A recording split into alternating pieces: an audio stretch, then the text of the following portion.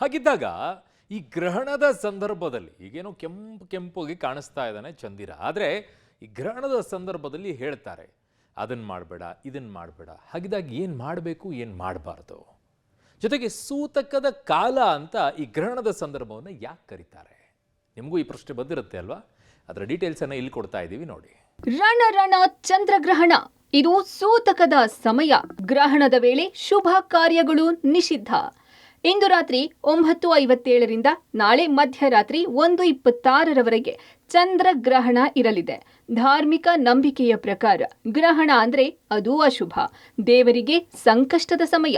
ಹೀಗಾಗಿ ಅದು ಸೂತಕದ ಸಮಯವೆಂದೇ ಕರೆಯಲಾಗುತ್ತದೆ. ಈ ವೇಳೆ ಶುಭ ಕಾರ್ಯಗಳು ನಿಷಿದ್ಧವಾಗಿದೆ. ಚಂದ್ರಗ್ರಹಣದ ಸೂತಕ ಅವಧಿ ಇಂದು ಮಧ್ಯಾಹ್ನ 12:57ಕ್ಕೆ ಪ್ರಾರಂಭವಾಗಿ ಗ್ರಹಣ ಮುಗಿದ ತಕ್ಷಣ ಸೂತಕ ಅವಧಿಯು ಕೊನೆಗೊಳ್ಳುತ್ತದೆ. ಗ್ರಹಣದ ಅವಧಿಯಲ್ಲಿ ಏನು ಮಾಡಬೇಕು? ದುರ್ಗಾಸ್ತುತಿ, ಈಶ್ವರನ ಜಪ, ಮಂತ್ರ ಪಠಣೆ ಮಾಡಬೇಕು. ಗ್ರಹಣ ಸ್ಪರ್ಶವಾದ ಕೂಡಲೇ ಸ್ನಾನ ಮಾಡಿ ದೇವತಾ ಮೂರ್ತಿಗಳನ್ನು ಮತ್ತು ವಿಗ್ರಹಗಳನ್ನು ನೀರಿನಲ್ಲಿ ಮುಳುಗಿಸಿ ಮಂತ್ರಜಪ ಪಾರಾಯಣಗಳನ್ನು ಮಾಡಬೇಕು. ಇನ್ನು ಗ್ರಹಣದ ಸೂತಕ ಪ್ರಾರಂಭವಾಗುವ ಮೊದಲು ಆಹಾರ ಮತ್ತು ನೀರಿನಲ್ಲಿ ತುಳಸಿ ಎಲೆಗಳನ್ನು, ದರ್ಬೆಗಳನ್ನು ಹಾಕಿ. ಇದರಿಂದ ಗ್ರಹಣದ ಪ್ರಭಾವ ಬಾಧಿಸುವುದಿಲ್ಲ. ಗ್ರಹಣದ ಸಮಯದಲ್ಲಿ ದೇವರನ್ನು ಸ್ಮರಿಸಿ ಮಂತ್ರಗಳನ್ನು ಪಠಿಸಿ. ಗ್ರಹಣದ ನಂತರ ಸ್ನಾನ ಮಾಡಿ ಬಡವರಿಗೆ ದಾನ ಮಾಡಿ.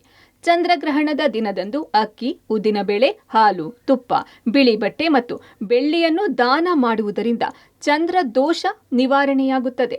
ಗ್ರಹಣ ಮುಗಿದ ನಂತರ ಸ್ನಾನ ಮಾಡಿ ಇಡೀ ಮನೆಯ ಮೇಲೆ ಗಂಗಾ ಜಲವನ್ನು ಸಿಂಪಡಿಸಿದ್ರೆ ಉತ್ತಮ. ಗ್ರಹಣದ ಸಮಯದಲ್ಲಿ ಏನು ಮಾಡಬೇಕು? ಚಂದ್ರಗ್ರಹಣದ ಸಮಯದಲ್ಲಿ ಆಹಾರ ಸೇವಿಸಬಾರದು.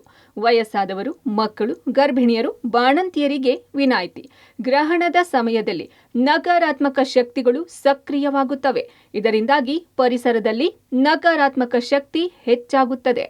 ಈ ಸಮಯದಲ್ಲಿ ಕೆಲವು ಕೆಲಸಗಳನ್ನು ಮಾಡುವುದು ನಿಷೇಧ. ಮದುವೆ, ಗೃಹ ಪ್ರವೇಶ ಆಚರಿಸುವುದು ಬೇಡ.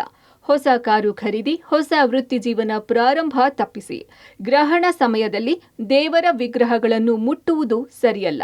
ತುಳಸಿ ಗಿಡವನ್ನು ಮುಟ್ಟಬಾರದು. ದೇವಸ್ಥಾನ ರಾತ್ರಿ 9 ಗಂಟೆಗೆ ಮುಚ್ಚುತ್ತಾ ಇದ್ದಿದ್ದು, ಈಗ 9 ಗಂಟೆಗೆ ಅದು ಪ್ರಾರಂಭವಾದ್ರಿಂದ 4 ಗಂಟೆಗೆ ಮುಚ್ಚಬೇಕು. 4ವರೆಗೆ ದೇವಸ್ಥಾನ ಮುಚ್ಚಿಬಿಡ್ತೀವಿ. ಎಲ್ಲ ದೇವರ ಮೇಲೂ ದರ್ಬೆಗಳನ್ನು ಹಾಕಿ, ದರ್ಬೆ ಹಾಕೋ ಉದ್ದೇಶ ಏನಪ್ಪ ಅಂದರೆ ಪವಿತ್ರವಾಗಿರಲಿ ಅಂತ. 9 ಗಂಟೆಗಳ ದೇವಸ್ಥಾನ ಗ್ರಹಣ ಪ್ರಾರಂಭವಾಗುತ್ತೆ. 2 ಗಂಟೆಗೆ ಮೋಕ್ಷ ಆಗುತ್ತೆ ಮೇಡಮ್.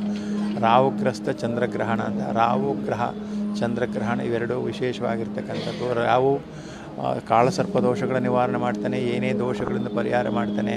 ಮತ್ತು ರಾಹು ಚಂದ್ರ ಬಂದು ಮಾನಸಿಕ ಶಾಂತಿಯನ್ನು ಉಂಟು ಮಾಡ್ತಾನೆ.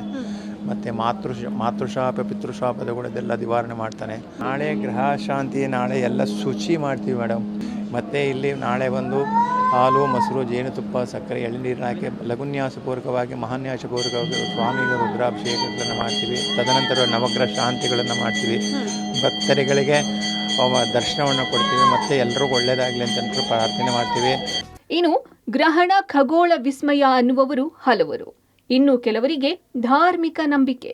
ಹೀಗಾಗಿ ಗ್ರಹಣ ನಂಬೋದು ಬಿಡೋದು ಅವರವರ ತರ್ಕಕ್ಕೆ ಬಿಟ್ಟ ವಿಚಾರ. ಪವಿತ್ರ ಕಡ್ತಲ, ಪಬ್ಲಿಕ್ ಟಿವಿ, ಬೆಂಗಳೂರು.